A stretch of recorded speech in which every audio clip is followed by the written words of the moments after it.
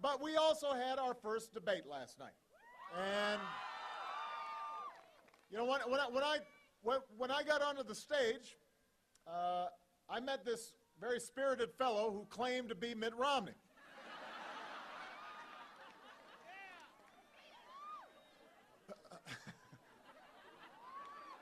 But it couldn't have been Mitt Romney, because the real Mitt Romney has been running around the country for the last year promising $5 trillion in tax cuts that favor the wealthy.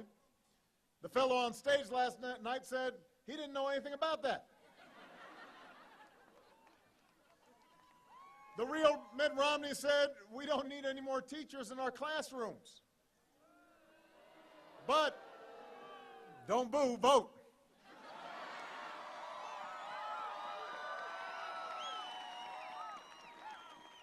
But the fellow on stage last night, he loves teachers. Can't get enough of them. The Mitt Romney we all know invested in companies that were called pioneers of outsourcing jobs to other countries. But the guy on stage last night, he said that he doesn't even know that there are such laws that encourage outsourcing. He's never heard of them. Never heard of them. Never heard of tax breaks for companies that ship jobs overseas. He said that if it's true, he must need a new accountant. Now, we know for sure it was not the real Mitt Romney, because he seems to be doing just fine with his current accountant. So you see, the man on stage last night, he does not want to be held accountable for the real Mitt Romney's decisions and what he's been saying for the last year. And that's because he knows full well that we don't want what he's been selling for the last year.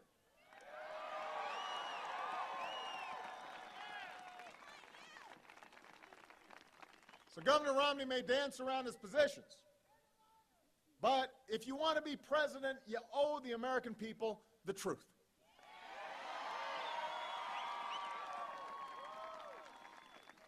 So here's the truth. Governor Romney cannot pay for his $5 trillion tax plan without blowing up the deficit or sticking it to the middle class. That's the math. We can't afford to go down that road again. We can't afford another round of budget-busting tax cuts for the wealthy. We can't afford to gut our investments in education or clean energy or research and technology. We can't afford to roll back regulations on Wall Street or on big oil companies or insurance companies. We cannot afford to double down on the same top-down economic policies that got us into this mess. That is not a plan to create jobs. That is not a plan to grow the economy. That is not change. That is a relapse. We don't want to go back there. We've tried it. It didn't work, and we are not going back. We are going forward.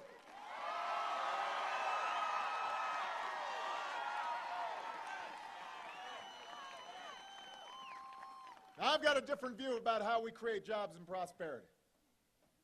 This country doesn't succeed when we only see the rich getting richer. We succeed when the middle class gets bigger.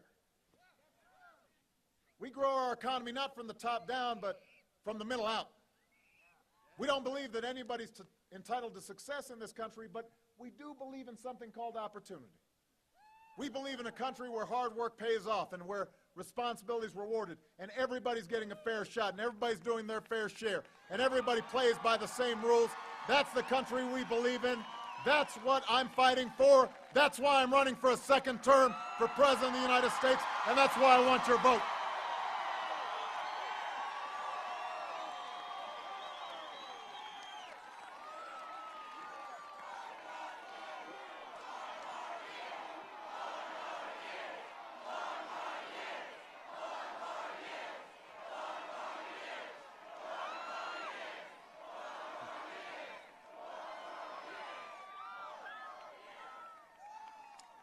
What I talked about last night was a new economic patriotism.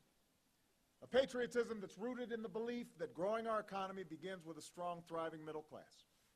That means we export more jobs and we export more products and we outsource fewer jobs. You know, over the last 3 years, we came together to reinvent a dying auto industry that's back on top of the world. We've created more than 500,000 new manufacturing jobs. And so now you've got a choice. We can keep giving tax breaks to corporations that ship jobs overseas, or we can start rewarding companies that are opening new plants and training new workers and creating new jobs right here in the United States of America. That's what we're looking for.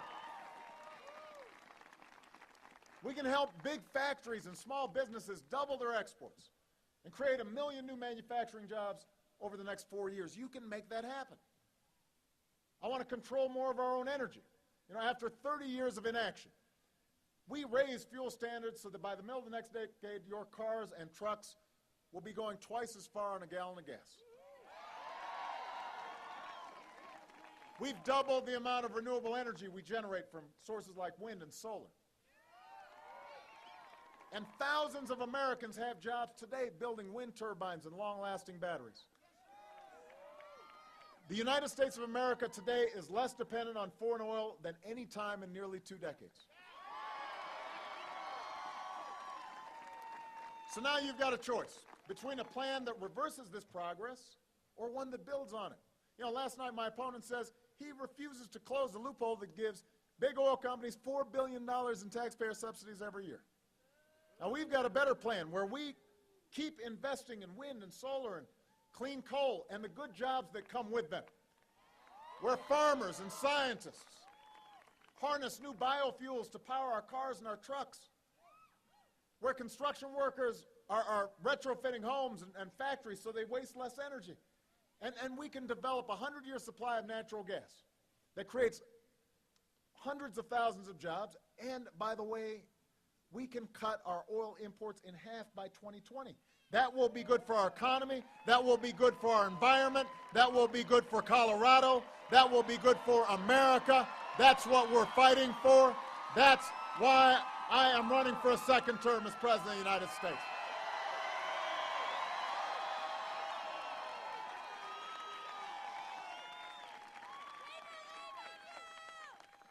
I want to give more Americans the chance to learn the skills they need to compete.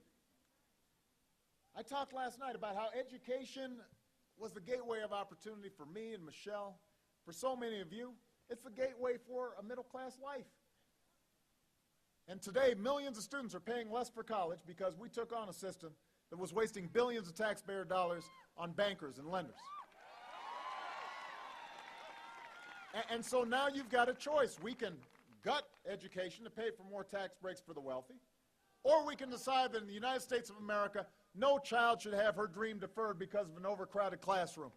No family should have to set aside a college acceptance letter because they don't have the money.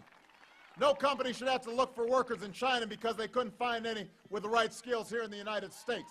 So we're going to recruit 100,000 new math and science teachers, and we're going to improve early childhood education, and we're going to create 2 million more slots in community colleges so that workers can get trained for the jobs that are out there right now. And we are going to continue to do everything we need to do to cut the growth of tuition costs, because every young person in America should have the opportunity to go to college without being loaded up with with tens of thousands of dollars worth of debt. That's part of what it means for us to be able to build an economy that lasts. And finally, I've got a balanced plan that independent experts say will cut the deficit by $4 trillion through a mix of spending cuts and higher taxes on wealthiest Americans. Now, I've already worked with Republicans in Congress to cut $1 trillion in spending. And I'm willing to do more. I want to reform the tax code so that it's simple and it's fair, but also so incomes over $250,000, we go back to the same rate we had when Bill Clinton was president. We created 23 million new jobs, the biggest surplus in history, a lot of millionaires to boot. Now, last night, Governor Romney ruled out raising a dime of taxes on anybody, ever, no matter how much money they make. He ruled out closing the loophole that gives oil companies $4 billion in corporate welfare. He refused to even acknowledge the loophole that gives tax breaks to corporations that ship jobs overseas. And when he was asked what he'd actually do to cut the deficit and reduce spending, He said he'd eliminate funding for public television.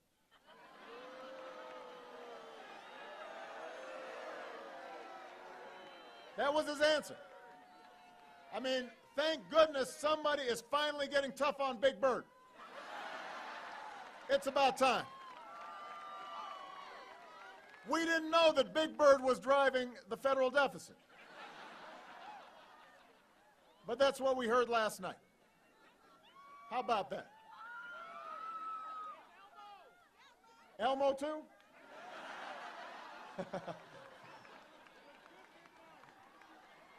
Look, the fact is, Governor Romney's math just doesn't add up. And I had to spend a lot of time last night trying to pin it down.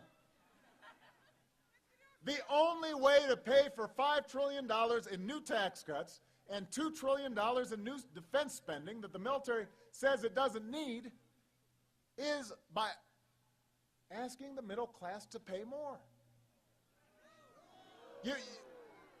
And I refuse to do that. I refuse to ask middle-class families could give up their deductions for owning a home or raising their kids just to pay for another millionaire's tax cut. I refuse to ask students to pay for more for college, or kick children out of Head Start programs, or eliminate health insurance for millions of Americans who are poor or elderly or disabled just to pay for more tax cuts that we cannot afford. And I will never turn Medicare into a voucher.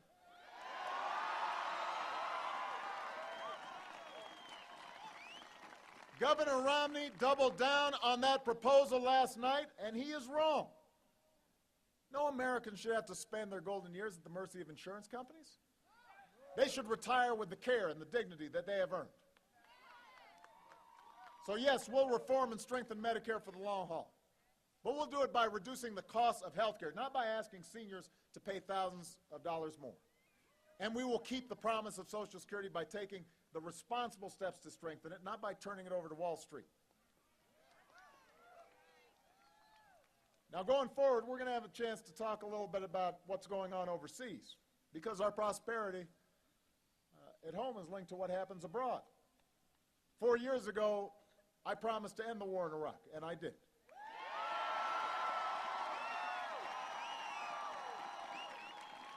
I said we'd wind down the war in Afghanistan in a responsible way, and we are. While a new tower is rising above the New York skyline, Al-Qaeda's on the path to defeat, and Osama bin Laden is dead.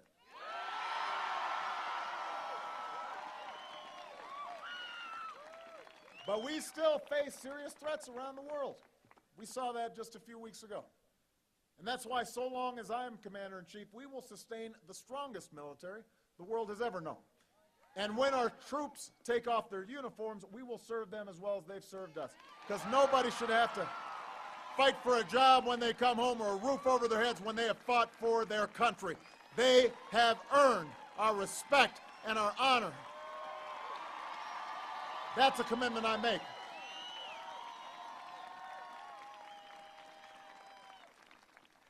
Now, it'll be interesting to see what the guy who was playing Mitt Romney yesterday will say about foreign policy when we meet next, because he said it was tragic to end the war in Iraq. He won't tell us how he'll end the war in Afghanistan. And I'll use the money we're no longer spending on war to pay down our debt and to put more people back to work, rebuilding our roads and our bridges and our schools and our runways and broadband lines. Because after a decade of war, it's time to do some nation building here at home and put some folks to work here at home.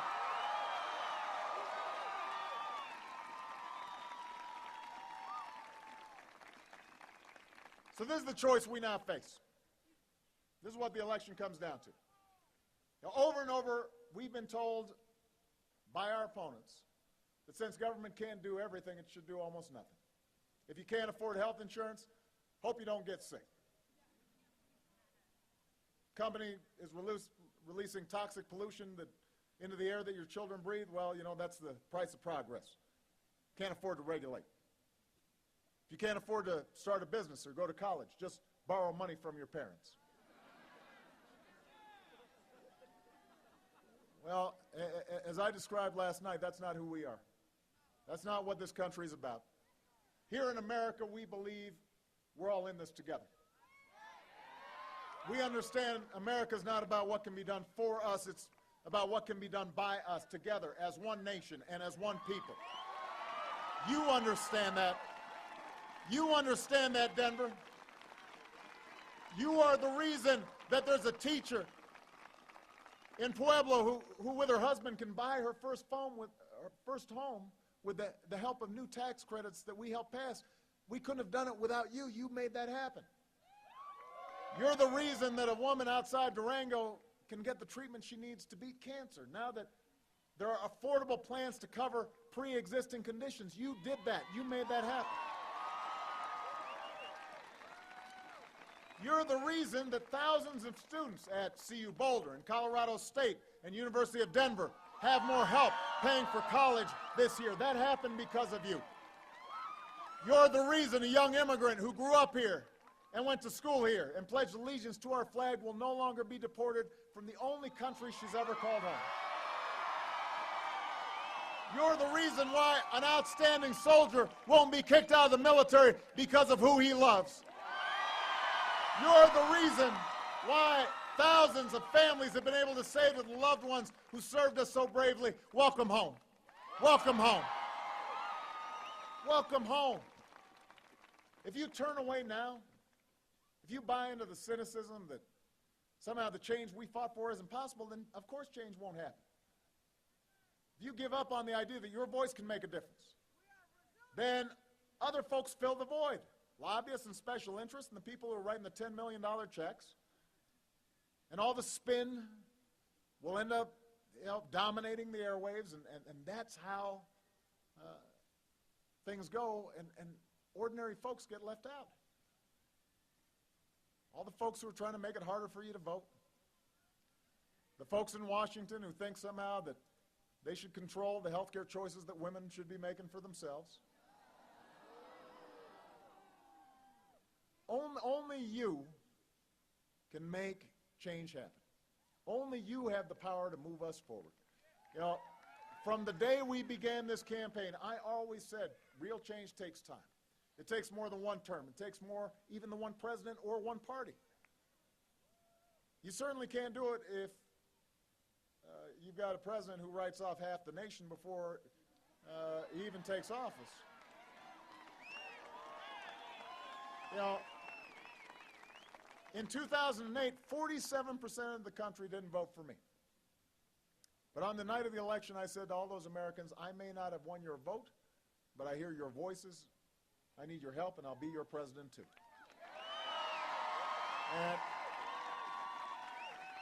And so I want to say to Denver, I want to say to the entire great state of Colorado, I don't know how many of you will be with me this time around, but I'll be with you no matter what, because I'm not fighting to create Democratic jobs or Republican jobs. I'm fighting to create American jobs. I'm not fighting to improve schools in red states or blue states. I'm fighting to improve schools in the United States. The values we care about don't just belong to workers or businesses or the rich or the poor or the 1% or the 99%. They are American values. They belong to all of us. And if we reclaim them now, if we rally around a new sense of economic patriotism, a sense of how we build an economy from the middle out and give ladders of opportunity for everybody who's willing to work hard, we will strengthen the middle class. We'll keep moving forward. I still believe that our politics is not as divided as it seems sometimes. I still believe in you. I'm asking you to keep on believing in me. I'm asking for your vote. And if you're willing to stand with me and work with me, we're going to win Denver again. We'll win Colorado again. We'll finish what we started. We will remind the world just why it is the United States of America is the greatest nation on earth. Thank you, everybody. God bless you.